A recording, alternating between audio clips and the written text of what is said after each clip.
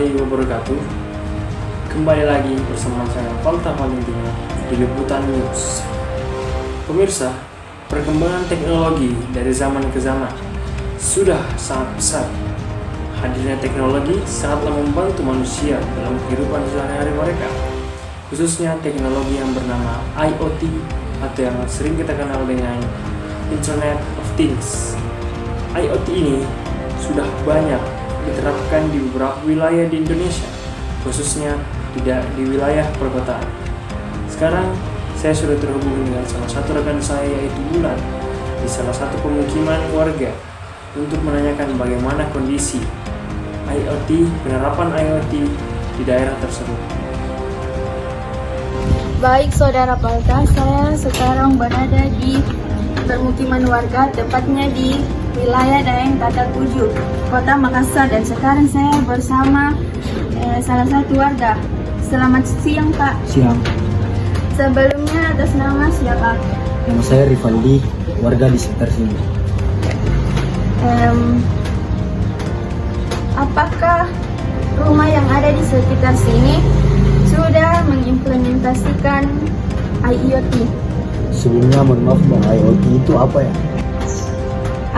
IoT itu adalah Internet of Things, konsep di mana suatu objek yang memiliki kemampuan untuk mentransfer data melalui jaringan tanpa memerlukan interaksi manusia. Oh, penerapan IoT di sekitaran sini itu belum terlalu canggih Mbak, tetapi basic umum IoT seperti CCTV dan bel rumah sudah diterapkan di beberapa rumah di sekitaran sini. Lantas, apakah keuntungan dan kekurangan IoT bagi masyarakat sekitar setempat?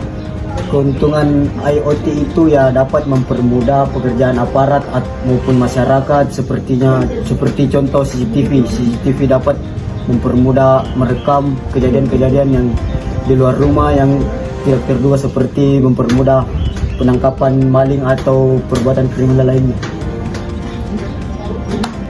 Oh baik, terima kasih atas waktunya Pak. Yang telah dibalikan. Saya kembalikan ke Saudara Palta.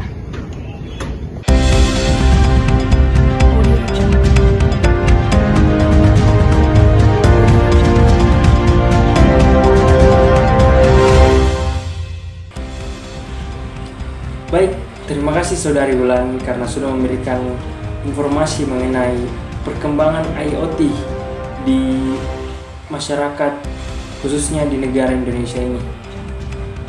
Pemirsa, kita sudah terhubung oleh salah satu narasumber, yaitu Saudara Wawan, yang akan memperluas pemahaman kita tentang IoT. Saudara Wawan, apa sih IoT itu dan apa saja perangkat-perangkat dan jenis dari IoT ini?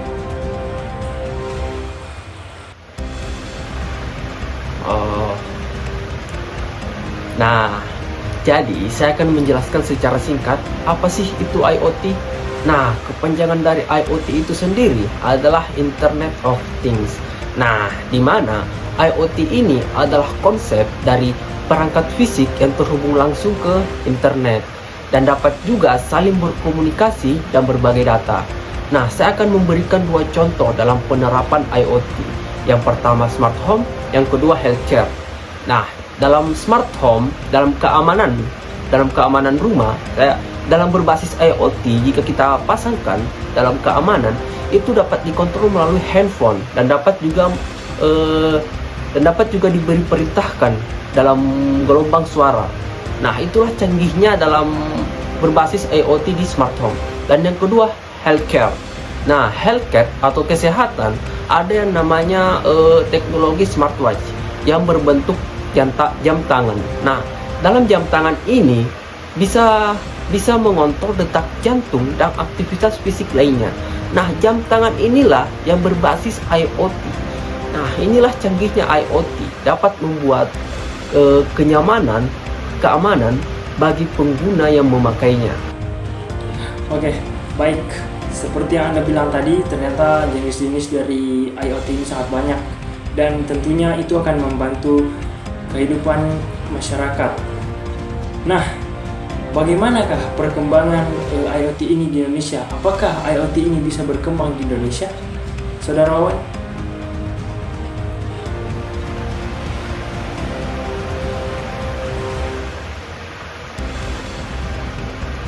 Nah, kalau kita bilang apakah IoT ini akan berkembang di Indonesia, kalau menurut saya itu akan berkembang.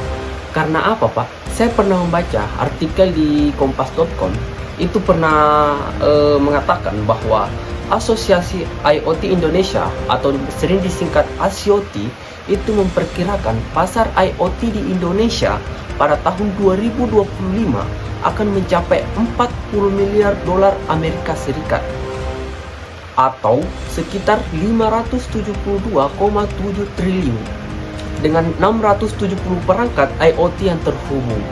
Ini sangat besar sekali, Pak. Ini menandakan perkembangan positif IoT di Indonesia itu bisa kita bilang akan terus berkembang secara positif dan akan berkembang secara lebih signifikan lagi.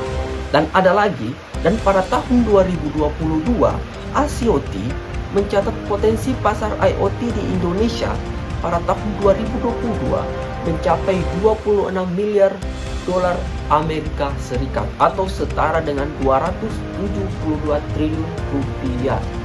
Ini sangat-sangat besar sekali.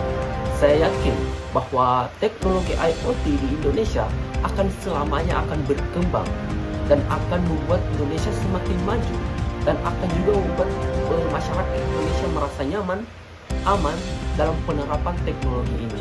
Baik Saudara Wawan, jadi kesimpulan yang saya ambil seperti yang Anda katakan tadi, bahwa IoT memiliki berbagai jenis penerapan seperti konsumen, industri, kesehatan, transportasi, lingkungan, dan pertanian.